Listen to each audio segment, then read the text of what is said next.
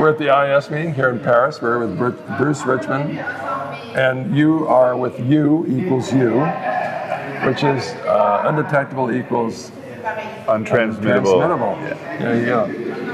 So we're really excited about you taking the time to visit with us, because there's a number of people, we've been saying this all along, but you've really taken it to grips and said, we have to move forward with this in a real, meaningful way.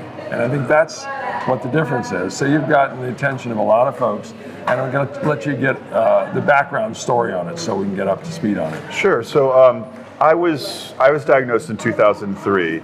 And I didn't start medication because I didn't want to take the pill every day and be reminded that I was infectious. Mm-hmm. I just avoided it until finally I started treatment.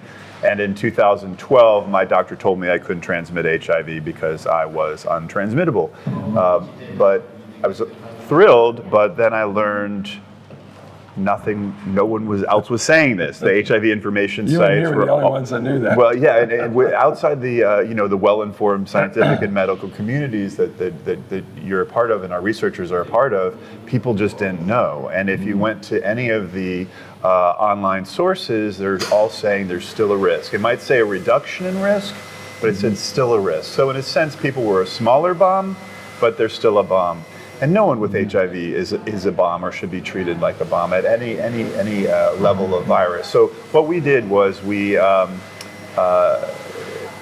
one other problem I should mention is that, when I was the kind of person that learned this, I'm a white cisgender male, I had stable health insurance, I had stable housing and food security. I learned this. Other folks who were already being neglected by the healthcare system weren't learning this. Doctors were choosing who was was deemed responsible and who wasn't responsible. So that was filtered through many times through intersecting stigma and bias. So to break this through and to make sure that everyone living with HIV knew this, and to clear up the confusion on the websites and ASOs, we created that consensus statement with the scientists and the 4 scientists from Partner, HPTN-052, Opposites Attract, and the Swiss statement got together, and we created the statement that we then used to leverage endorsements from influential agencies around the world. And now we have, it's growing every day, hopefully I'll get this right. We have organizations, about 340 organizations. And growing. From 43 countries now that are signed on to get this message out to their communities in ways that work for them. It's really exciting. It's a powerful message. It's just one of those subtleties that it shouldn't be subtle. It should be right out there in front. Right. Because this is a part of, we really have to be honest about what is causing new infections. It is the people who actually pretend that they're not positive, who don't want to get tested, who for fear of then knowing, when in fact they really in their heart of hearts believe they're positive, but they don't want to be tested.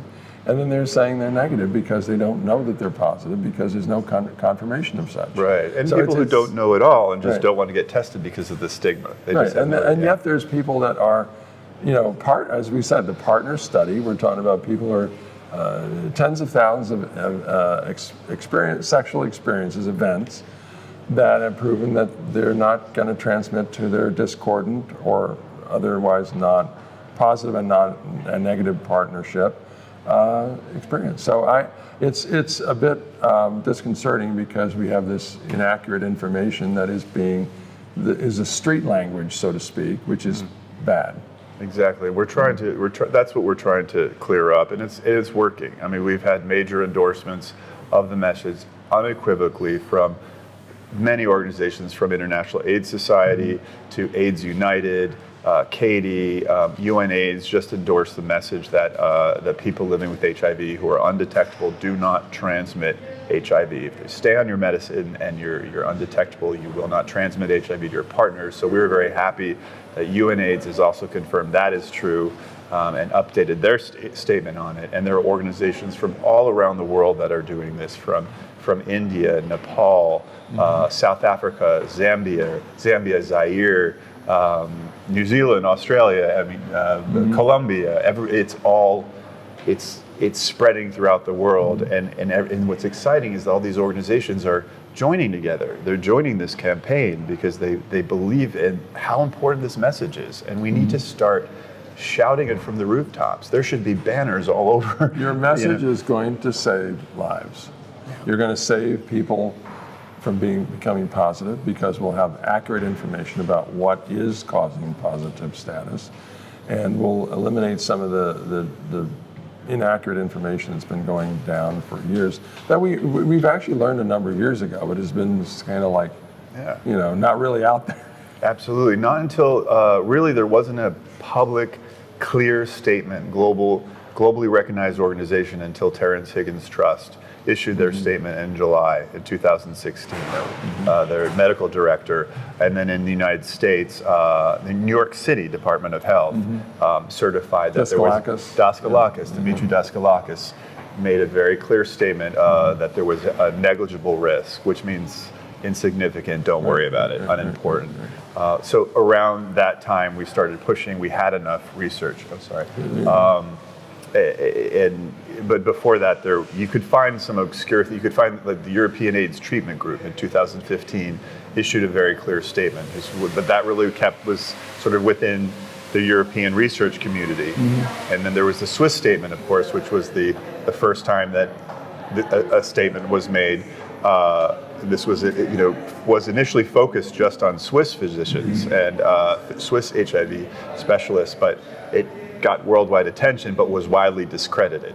Yeah. So I hate to say it, but it's not a disconnect; it's a lack of connection. Yeah, exactly. Connecting the science to the people. There was this divider in between, and there are many. Well, I'm hoping what will happen is, organizations like ours will get it out.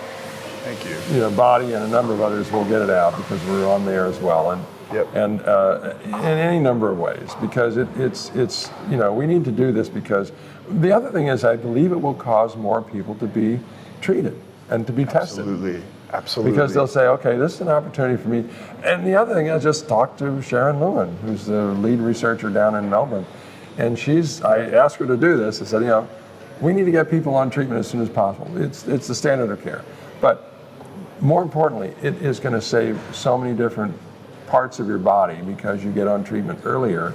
So those people are out there hiding and pretending they're not positive and in denial or whatever it is that they're doing is not helpful for them or anyone else. It's important to get on treatment. Well, and I think what's really important is I think also the two issues is it's people who they don't know there's positive. I don't know if it's that they're pretending, but I hear what you're saying. I think it's the people who don't know, who are afraid to get tested, and they think they might be, but they don't. And this may give them more confidence in what it means to live with HIV because you can no longer transmit. But then I think the other really important thing is the issue of access to treatment, that this is the best tool we have ever had to demand access to testing, treatment, and diagnostics, because we used to just say, we need access to treatment to save our lives. And that should be good enough. But in some cases, it's not. We need treatment to save our lives and prevent new transmissions, which will get us closer to ending the epidemic. So, it's an opportune moment that we can make an issue of it and get the word out and put this bad puppy to rest. That's what we're working on. I think it's working. Well, thank you very much for being here. Thank you. Thanks for having me. I appreciate it.